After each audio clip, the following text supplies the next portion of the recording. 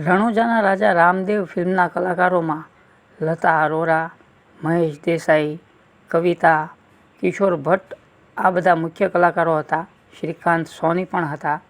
પરંતુ રણુજાના રાજા રામદેવમાં અમદાવાદના થોકબંધ કલાકારો હતા. શ્રીકાંત સોનીની તો આ પહેલી ફિલ્મ હતી. આ સિવાય ગુણવંત કાયસ્થ, અશ્વિન મેકવાન, બાલકૃષ્ણ દવે, દિનકર ઉપાધ્યાય, દિવાકર રાવલ જેવા ઘણા અમદાવાદના કલાકારો હતા. બરકત વિરાણી અને કાંતિ અશોકના ગીતોને સંગીતકાર પુરુષોત્તમ ઉપાધ્યાયે સ્વરબદ્ધ કર્યા હતા. મન્ના ડે અને ઉષા મંગેશકર, મહેન્દ્ર કપૂર, હંસા દવે અને પુરુષોત્તમ ઉપાધ્યાયના કંઠે ગીતોને આ કંઠ મળ્યા હતા.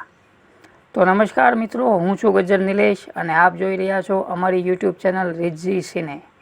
આપે હજી સુધી અમારી ચેનલ સબસ્ક્રાઈબ ના કરી હોય તો કરી દો અને બાજુમાં આપેલા બેલ આઇકનને પણ દબાવી દો, જેથી અમારા આવનારા નવા વિડીયોના નોટિફિકેશન આપને તુરંત મળે.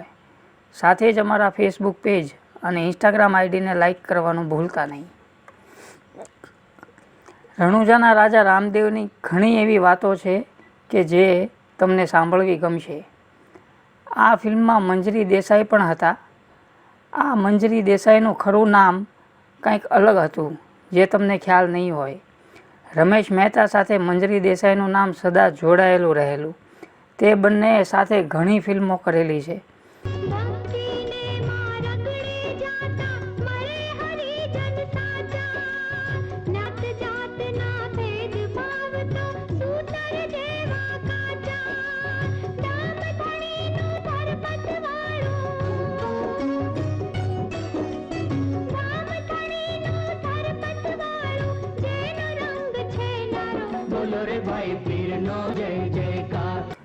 મંજરીનું નામ પાડવામાં કેટલાક ફિલ્મી લોકો હતા. ત્યારે ફિલ્મનું શૂટિંગ થરાઈમાં ચાલતું હતું.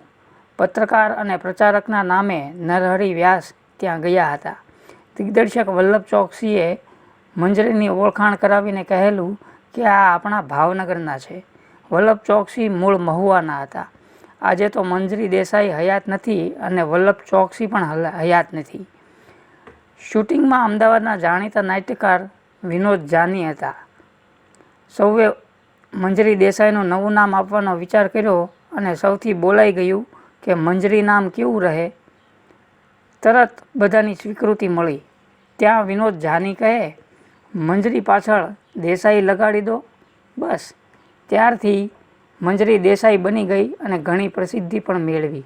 પરંતુ મંજરી દેસાઈનું ખરું નામ શું છે તે તમને ખ્યાલ છે? મંજરી દેસાઈનું ખરું નામ ઉષા બોરૈયા હતું. હા, મંજરી દેસાઈનું ખરું નામ ઉષા બોરૈયા હતું અને મૂળ તેઓ ભાવનગરના હતા તે અહીં સાબિત થાય છે. ત્યારબાદ આ ફિલ્મ બની રણુજાના રાજા રામદેવ. ત્યાર પછી ઘણી એવી ફિલ્મો બની કે જેમાં રામદેવ પીર, રામદેવ પીરનો વિવાહ, બાબા રામદેવ પીર નામની પણ ગુજરાતી કેટલી ફિલ્મો એવી બનેલી. તો મિત્રો, મંજરી દેસાઈ વિશે અને રામદેવ પીર, રણુજાના રાજા રામદેવ પીર વિશેની આ અનોખી વાત આપને કેવી લાગી તે આપ અમને કોમેન્ટ કરીને જણાવશો. તે સાથે જ જો આપ અમારી ચેનલ પર પહેલીવાર વિડીયો જોઈ રહ્યા હો તો અત્યારે જ અમારી ચેનલને સબસ્ક્રાઈબ કરી દો અને બાજુમાં આપેલા બેલ આઇકનને પણ દબાવી દો, જેથી અમારા આવનારા નવા વિડીયોના નોટિફિકેશન આપને તુરંત મળે. સાથે જ અમારા ફેસબુક પેજ અને ઇન્સ્ટાગ્રામ આઈડીને લાઇક કરવાનું ભૂલતા નહીં. હું આવી જ કેટલીક અજાણી માહિતી લઈને આપની સામે. Thank you.